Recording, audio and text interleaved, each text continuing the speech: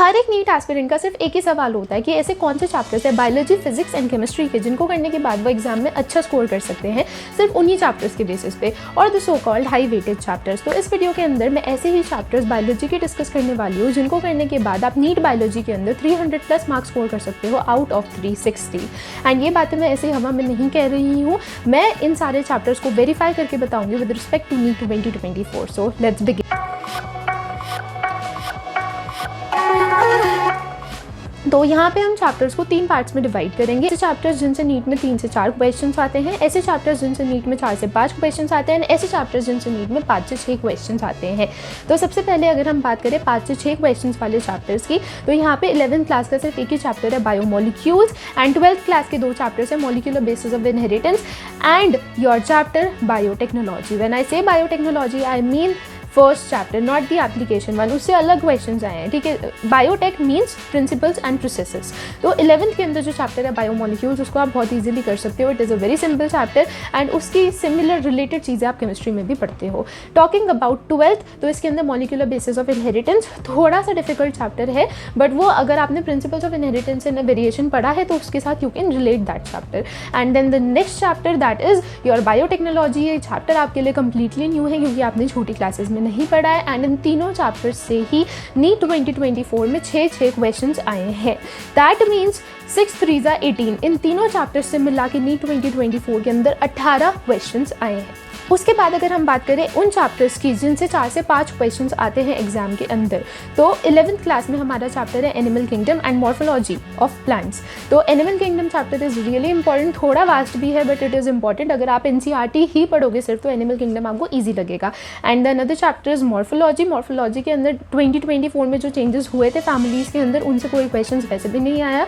So morphology in itself is an important chapter. अगर आप families को छोड़ भी दो तब भी उससे नीट 2024 में 5 क्वेश्चन आए, एनिमल किंगडम से भी 5 क्वेश्चन आए।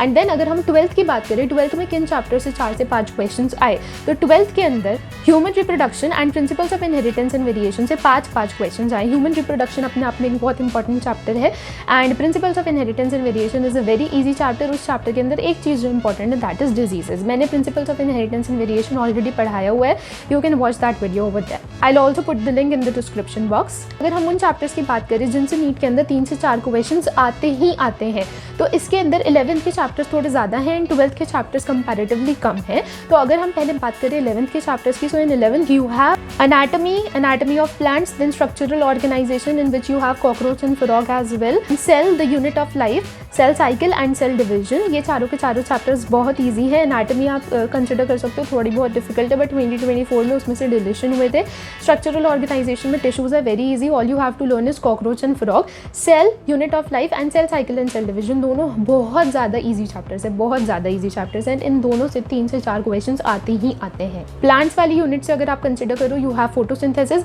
And plant growth and development. Photosynthesis के अंदर all you have to remember is cycle, so rest the chapter is very easy. Plant growth and development के अंदर there are only some phytohormones, like humans के अंदर तो फिर भी ज़्यादा है, वहाँ पे तो थोड़े से फाइटो हार्मोन्स है, you have to remember that only. And then human physiology में क्लास 11th में you have body fluid and circulation and chemical coordination. Both the chapters are very easy.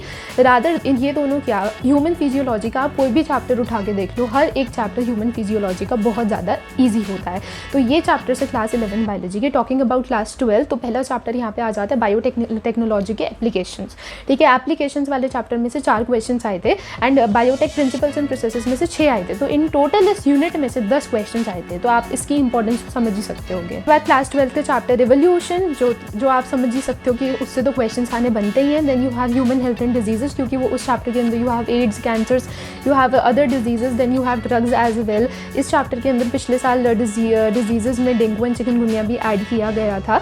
And then you have last unit का chapter biodiversity conservation, that chapter is also very easy, you can say just थोड़ी numerical terms है that you have to remember. So these are the chapters. यहाँ पे अगर आप देखो in total 11th के 11 chapters हैं एंड 12th के 8 चैप्टर्स हैं, तो in total you have to learn 19 chapters, दोनों 11th एंड 12th बायोलॉजी की मिला के टू स्कोर 300+। अगर आप देखो ऐसे चैप्टर्स जिनसे 5 से 6 क्वेश्चन आए हैं, तो ऐसे 3 चैप्टर्स हैं, तो यहाँ से टोटल 18 क्वेश्चन आपके आए हैं। देन ऐसे चैप्टर्स जिनसे 4 to 5 क्वेश्चन आए हैं, ऐसे 4 चैप्टर्स है, तो यहाँ से टोटल 20 क्वेश्चन आपके आए हैं।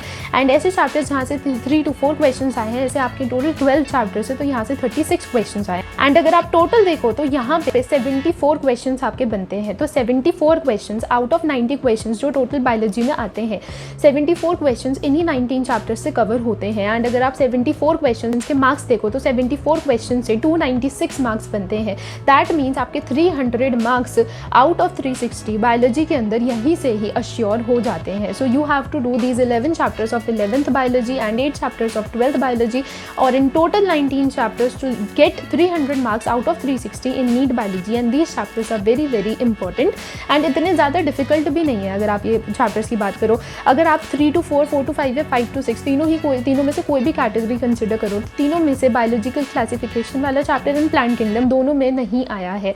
जबकि आपको पता है कि ये दोनों चैप्टर्स भी बहुत ज़्यादा इंपॉर्टेंट है, बट इन चैप्टर्स से 3 से भी कम क्वेश्चंस आए हैं। तो ऐसा नहीं है कि जो डिफिकल्ट चैप्टर्स है वहीं से ही ज़्यादा क्वेश्चंस आते हैं, ऐसा बिल्कुल भी नहीं है।